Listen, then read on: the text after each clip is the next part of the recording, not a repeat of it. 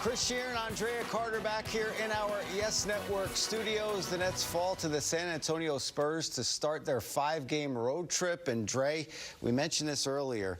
Last 3-game losing streak for the Nets was when they lost 4 straight from October 24th to October 29th.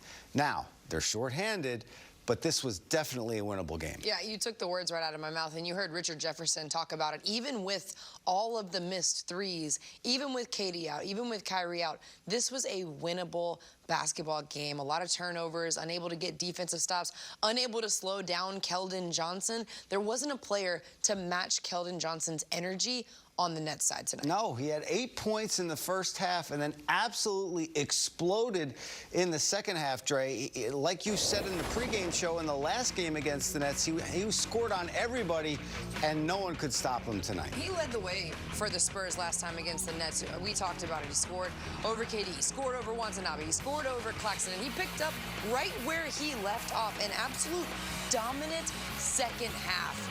It was so impressive, the energy he played with. He was the player that got in the zone, that felt like he was unstoppable, like no one was going to get in his way. We saw from Keldon Johnson tonight things that we have seen from KD in terms of taking over a game. The issue for the Nets was they didn't have KD to have that same mentality. Okay, I'm going to take over the game. Nobody can stop me. I'm going to do exactly what I want. Keldon Johnson really showed up tonight. It was like Greg Popovich was a baseball manager. He pointed out to the bullpen, pointed at his right arm. He wanted the closer, and that was Keldon Johnson. 36 points, a new career high for him. Just a stunning performance. And it was really impressive. You know, he gets his layup blocked or he gets his dunk blocked on one end, comes down the floor, defends, takes it right back and slams it down, right? Like that relentlessness that Keldon Johnson played with really spread to the rest of his teammates. He had that infectious energy, that infectious confidence. This is a good win for the Spurs. It doesn't matter if KD was out, if Kyrie was out. They fought hard. They created a lot of turnovers. They caused a lot of havoc on the defensive end and made the Nets at times look like they were playing really bad basketball. It doesn't matter who's out on the floor. Wasn't a very clean performance by the Nets. Yeah, you brought up that block, and I'm glad you did, because that's a great message to all the young players out there. Nick Claxton, you know, he gets up there, he blocks Keldon Johnson. Impressive block. And then the next possession, he came back and got a dunk. But Nick Claxton, Dre, did everything in his power to keep the Nets in this one. And after the last game against Oklahoma City, Jacques Vaughn talked a lot about Nick Claxton, just the aggressiveness being the key to his success lately. And we saw that again tonight. Pursuit of the basketball, finishing strong, playing through contact, blocking at the rim. He put 3 blocks in the fourth quarter alone. You talk about being that rim protector, that anchor of the defense.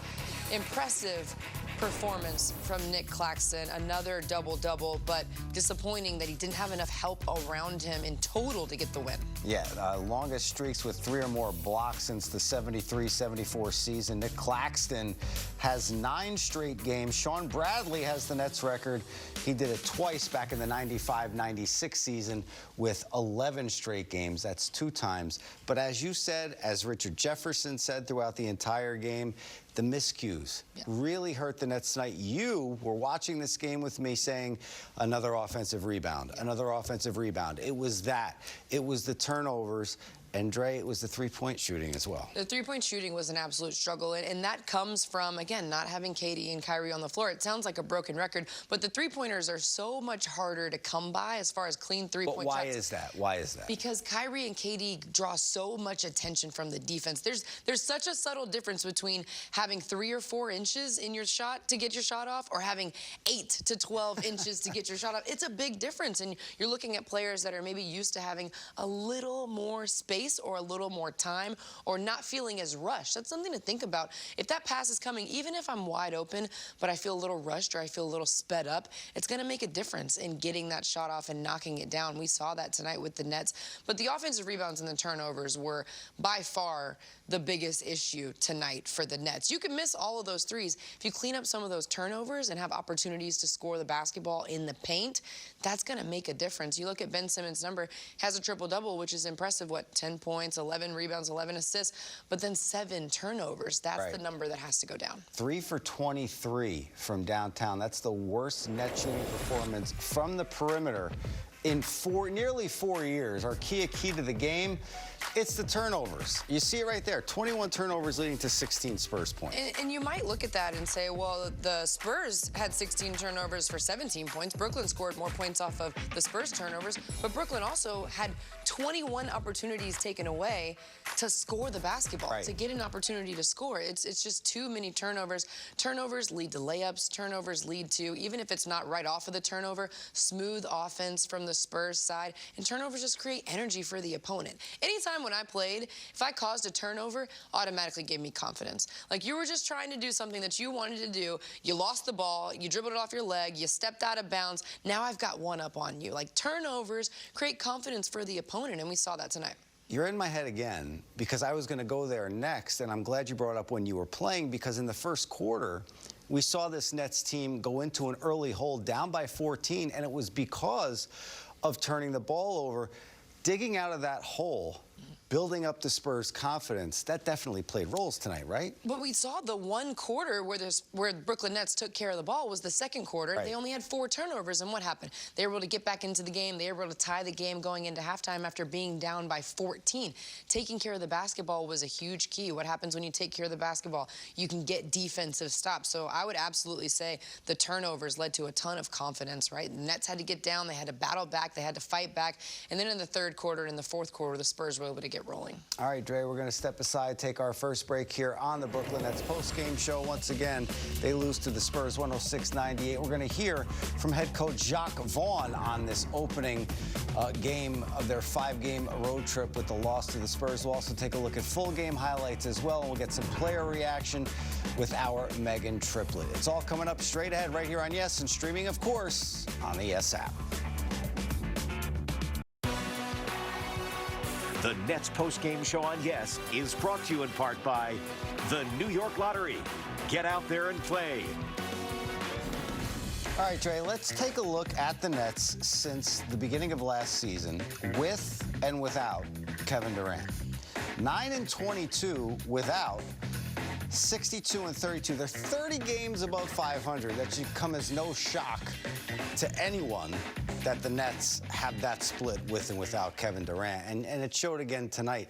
You know, we talked about it in the pregame show. You were breaking down the defensive breakdowns against the Thunder. They miss him on defense, and they definitely miss him on the offensive end. He just does so much for this Brooklyn Nets team. He does so much for any team that he is on. You go back to any team that he's played for, and he has been such a crucial factor on both ends of the floor, creating opportunities for others to score, drawing the attention of the defense, scoring over 1, 2, 3 guys. Remember the last show we did a breakdown on Kevin Durant scoring over 3 players. He has the ability to score at will. He has the ability to create opportunities for others on the offensive end, and he also has such a high basketball IQ. We talked in the pregame show about him pushing Ben Simmons on the defensive end. He directs traffic on the offensive end as well. He has a great understanding of the game. I was listening to a Jacques Vaughn interview.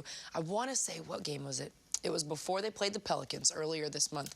And he talked about how when it comes to Kyrie and KD, his biggest thing is he lets them play off of instinct. That's the effect that KD has, the ability to just play off instinct. Everyone else can just be smooth, confident, comfortable, because KD is going to get them the ball with his instincts alone. It's really impressive, and it's very obvious when he's not on the floor. How about this? The front courts tonight. Yeah. The Nets, 20 points, 13 rebounds combined. That's Harris, O'Neal, Claxton. The Spurs, Sohan, Pirtle, Johnson, 54 points, 23 boards. I mean, that's domination by a team that came into this game with 13 wins. Yeah, and that's something where you talk about Kevin Durant, his size, his ability to block shots on the defensive end, his length on the defensive end as well. And sometimes I don't know if you've ever watched, but there are teams that defensively, when they're defending the Nets, they just have an eye on where Kevin Durant is. Like, they're always aware of where he's going to be on the floor, opens things up for the rest of Kevin Durant's teammates. And then when they're on offense, they're also aware of where Kevin Durant is, because they don't want him leaking out to go get easy buckets. So the effect of Kevin Durant is extreme, it's obvious, but They still had a chance to win tonight without him on the floor. That's the issue. With all those points from the front court, with the effect that Keldon Johnson had on the floor, the Nets still had an opportunity to win. It comes down to those turnovers and the offensive rebounds. Yeah, they were making runs here and there. We're going to step aside, take another break here on the Brooklyn Nets postgame show. When we come back, hopefully we will hear from Jacques Vaughn, the head coach of the Brooklyn Nets. That's up next right here on Yes.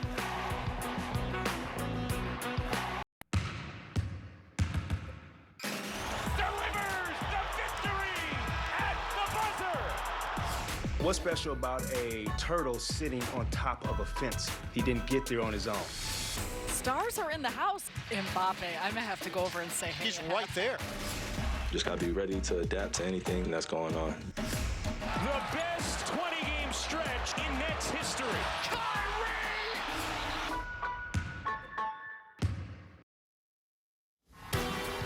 The Nets dropped to 14-9 on the road this season. They came in with the second-best road record. Only the Boston Celtics were better away from home this season. The Nets also lose their third in a row, 106-98 to the Spurs. Dre and I take a look at the entire game highlights right now. First quarter, bad pass by Ben Simmons. Keldon Johnson will come up with the steal. Moving it the other way, bounce pass to Jakob Poeltl. It's the reverse. Spurs up 12-4, and they led this one by 14. And what we saw in the first quarter was a lot of turnovers and missed opportunities from the Brooklyn Nets, leading to easy transition buckets for the San Antonio Spurs. This is a Spurs team that struggles at times offensively, but when they're going in transition and getting those easy buckets and easy and ones, they built confidence in that first quarter. And Malachi Branham passes it over to Sohan, who sinks the pull-up jumper. Spurs up 23-9. There's that 14-point lead. Nearing the end of the quarter, T.J. Warren really got things done for the Nets to get them back in the game. And I was impressed with T.J. Warren. Again, another efficient night in terms of scoring the basketball in limited minutes. As he gets healthier and healthier and back to having less of a minutes restriction, his role will be big for this team. Now Warren still working, gets the Nets to within 6 with that pretty layup, that tough layup there. Nets inching closer. Simmons connects with Warren.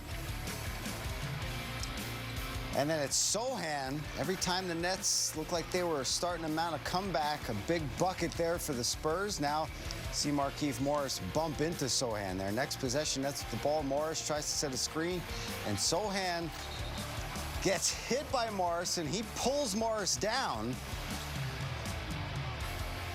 This was definitely a little chippy situation. Talked about pride stepping up, both sides showing a little bit of pride there, but was really impressed by Brooklyn after that in this quarter, able to get back the lead and slightly take care of the basketball better than they did in the first quarter.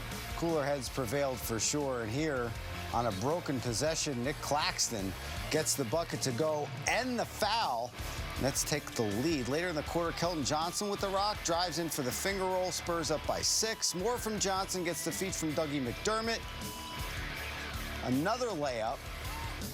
He really turned it on in the second half. Well, this was Keldon Johnson's big quarter. 14 points in that third quarter. Really got San Antonio going, San Antonio rolling. We talked about him the last time these two teams met. He led the Spurs. He led them again tonight. Nets down by 4 after that 3-ball by Curry later. They turn it over. Spurs the other way. Sohan jumps but decides to pass to Johnson, who sinks it from three-point land. Spurs up by 7. Big shot after big shot from Johnson. Moments later, T.J. Warren loses the ball. Spurs bring it back the other way, and it's that guy again. Huge slam. I thought he got an extra step, but I would have to see it again. But regardless, it was a huge slam from Johnson. Seth Curry gets it out to Royce O'Neal here. He hits the 3. Nets within 5, still hanging around. Time winding down. Trey Jones feeds Keldon Johnson, and he will take the 3 and make the 3. Spurs up 102-94. They go on to win 106-98. As we mentioned, it's the Nets' first 3-game losing streak since the end of October. First loss versus the Spurs since December 2019, and Keldon Johnson with a career-high 36 moments ago. Jacques Vaughn met the media. Our Megan Triplett had the first question. You guys fought back many times. What did you see that kind of, stalled you guys and allowed you guys to get over that hump? Yeah, you just look at that first and third quarter scoring. Just not able to put points on the board. Had some good shots along the way, didn't make them. And so part of basketball, but I think the things that we can take care of are the turnovers and the rebounding. And that's just a matter of keeping things simple for turnovers-wise and hitting somebody and keeping them off the boards. When it comes to the three-point shooting, 3 of 23, was it just a matter of shots not falling? Did you like the looks that you guys were getting? Yeah, overall, we got some good looks. I think early on, we got some good looks from some guys who weren't shooting the basketball. But you can't rely on that on a nightly basis. You're going to make and miss shots. We all know it's a part of our game. I'm more determined to get us to play harder and be ready to play at the beginning of the game. So that piece of it, disappointing in that piece, because we come out of the game not ready to give up a lead like we did in the first quarter. Then we get a little reprieve, 51-51 at halftime. We get a chance to do it again in the third, and again, they were able to punch first. Still tied in that third. As good as Ben was in the absence of Kevin and Kyrie, he picks up his fourth foul, goes to the bench, and you guys immediately give up a run that you never really recovered from. I mean, how big was that stretch when he was out? How costly was it? Well, we need everybody, and that's a big piece of it. So we have to be disciplined and smart how we play the game. And I think a big piece of that is, I talked about that before the game, the rebound and the fouling. We have to take care of it.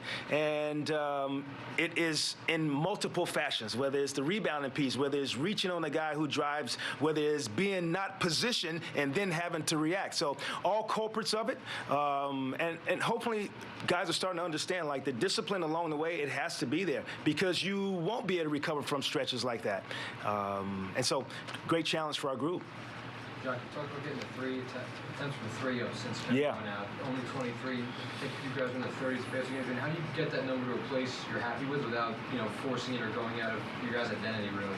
Yeah, I think it helps when you make some of them, so then the defense has to react a little bit, and then you can drive some of those, and then easier ones come around. So would have liked some of those looks to have gone in early in the game. Maybe that puts us in a different position. Got Poto in foul trouble, so they went a little small, and then we're able to switch some of our stuff so you won't get as many threes off that way. But overall, we got the looks that we should be making. Jack, you guys obviously went through something very similar last year. What gives you the confidence that this group isn't going to have the same finish on this stretch without Kevin that last year's group did? Yeah, but the three things I said to our group, being extremely professional, being consistent, and that's with your approach, that's with your mindset, and no excuses. Nick, that's for me. And I'm going to continue to preach that to the group. Not looking for any excuses. That's just who we are. We get a chance to play the game. You get a chance to compete. We had plenty enough bodies to get the job done today. We ran through everybody, so everybody got a chance to be a part of it and be a part of the winning, be a part of the losing. And so I'm going to continue to stretch to the group. I'm not going to give them excuses. I don't care about last year. I care about the now. Today was the most important game. Now I'm going to try to reload and be ready for Phoenix. But I'm not going to give them a chance to have excuses, Nick. Jacques, TJ really got you guys going offensively. You mentioned off the bench. I know you said before you don't plan to put him in the 35-40 range or anything like that, but 24 minutes, do you think about pushing that a little bit at all, just given what you're giving him? I think we ran him in big stretches. I said to the guys going into the game, we were going to change the rotations a little bit. Wasn't going to run guys as long, 5 or 6 minute stints. He had a long run to get us, some points on the board. I think we continue to give guys minutes across the board. And because what happens is someone else's minutes get shaved. So you look at Yuta's minutes, he's not there. So the next thing you know, you're plugging holes from all sides. And so we want guys just to use their minutes to play as hard as possible. I told the guys, don't play like you're playing 30 minutes. Play like you're playing 15 minutes. Give that effort. Give that discipline. And then we'll build from there. So that's the approach we have to have. With Kyrie's status uncertain, whether he plays or not, I mean, okay, you played TJ what you played him tonight. Would you consider extending that going forward? I think it's really going to be a challenge for us because now, you look at last week, we had 2 games in 7 days. We're supposed to take care of business and have a lot of juice and effort along the way. We didn't take care of business. Now you come here and you got 3 and 4, so you got to think about that, what that looks like on the back-to-back with Phoenix and Utah. You're supposed to take care of business here. So I'm really trying to get our guys to just concentrate on today. Don't even worry about the back-to-back. When we get there, we'll get there. If Phoenix presents itself and TJ can play more minutes, then we'll try to win that game with TJ. But I'll be smart about it. Long term, I don't want to put guys in a position where we don't have them for the stretch. Again, we're going to try to use everybody in Phoenix and get a win. And you talked about shortening guys' minutes, so obviously Joe wasn't playing excessive minutes, but is it all concerning? I mean, I don't think he had a shot in the first half. You're obviously short on offense. I mean, would you like to see him hunt a few more shots? Well, it's interesting because then you start looking into the shot distribution. Well, Ben had more shots in the first quarter, I guess, so he was more aggressive going to the rim. So those are shots that take it away from Joe. Seth got 3 or 4 looks from 3 that didn't go in early, and then he had a little bit of lull. So getting guys to understand is we're going to have to play this thing together. It's going to be different person on different night. Your minutes are important. Cam's minutes were important tonight. The TJ stretch was important tonight. Keith's minutes were important tonight. And so if anything comes from this is being able to be counted on. And that's what we want our group to grow to. You mentioned Cam. For him to get those minutes, you mentioned about the confidence that we might see him, for him to play 30 minutes and go 6 and 12. What did you just like about him coming off the bench? Confidence, like I said before, has not even at all waned. I know Cam can hoop. It's just a matter of who's going to be out the floor with him. What does the game present? Who else do we need to play? So a lot goes into who else is out there on the floor. Cam can hoop, though. We know that. Josh, do you think you guys got any juice, spark plug, whatever you want to call it, from Markeith's spring? Well, you always like guys being physical. Markeith is a veteran on our team. I think he was showing some veteran leadership at that time, Alex. He made the 2 free throws, too, and got us the ball. So it ended up being a win for us, I think. That's a no call at Allen Fieldhouse. And the shot profile was what you would want? Well, you would like the turnover piece puts that a little skew, so that piece of it we have to clean up. We just can't give the team, extra possessions. The extra possessions also come from the rebounding. You like to shoot probably 10 more threes. That would have been ideal for us, but the 20-something that we shot, we got to make more than 3 of them. Well, that's what I'm saying. The profile on the threes, I mean, they were clean enough looks. I think overall, without just reflecting upon the game and seeing some throughout the course of the game, who was shooting those threes, there's always 2 or 3 where, as a coach, you say maybe you could have got better. But overall, the guys who shot the basketball got some pretty clean looks. Thanks, Jimmy. Thanks. Okay, guys. We talked on these shows ad nauseum about how the Nets have not a Batman and a Robin, but they have 2 Batmans. They have Kyrie Irving, they have Kevin Durant. These 2 out of the lineup tonight, it creates a vacuum, and you just heard Jacques Vaughn talk about the minutes of all these guys who are playing. How difficult is that for these players to get into a rhythm once they get out there? Because, they have a little stretch, they have a little run, they get a couple shots. Now, you're a shooter like Joe Harris, you need to shoot. Yeah.